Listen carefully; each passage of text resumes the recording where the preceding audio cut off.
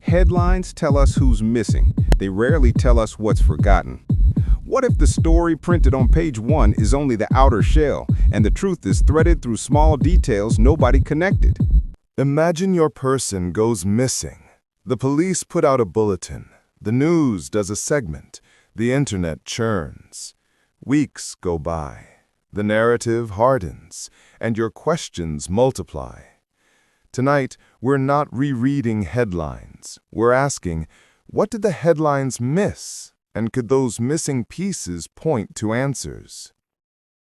Recent reporting shows pockets of new evidence, puzzling discoveries, and missteps that demand a second look. A teenager found in a vehicle linked to a touring musician. A 50-year-old case that finally moved after new leads. An unidentified woman in pink named after decades. In late September 2025, reporting showed that a 15-year-old named Celeste Rivas Hernandez was discovered in a vehicle impounded in Los Angeles. A discovery that reopened questions and triggered searches of electronics tied to a public figure who was touring at the time. Sometimes closure arrives decades later. This month, a 1973 murder, unsolved for more than half a century, saw charges after investigators re-examined old leads and new testimony. Across the Atlantic, Interpol's collaborative Identify Me effort recently named a woman found in Spain 2 decades ago, proof that cross-border cooperation and databases still matter. And a reminder about caution. When authorities publicly declare a suspect dead or a case closed before DNA confirmation, families and labs can be left scrambling, a controversy that played out in recent reporting. These headlines feel different, but patterns hide in plain sight. Investigators, and sometimes volunteers online, look for those threads: geography, behavior, digital footprints. It's tried science, but with human bias. Mapping where victims were last seen and where items or remains later surface can turn scatter into strategy. Location data often whispers what witness testimony cannot say. If several disappearances share an unusual behavior or a similar last known activity, behavioral forensics looks for the same hands on the clock. Motive clues and victimology are data points, not fate.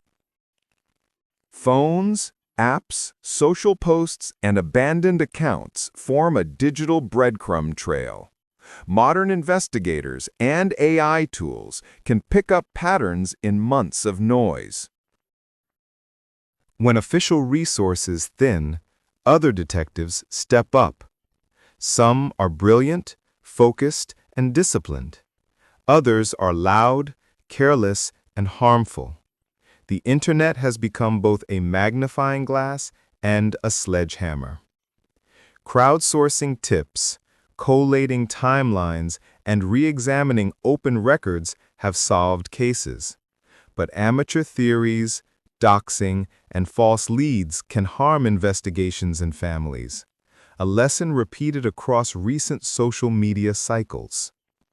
Private investigators and forensic consultants often bridge gaps, paying for searches, retesting evidence, or using specialized networks. Their methods now include digital forensics and AI analytics, but success depends on skill, legality, and cooperation with official channels. Stillinger Investigations, Inc. Not every missing person gets the same attention.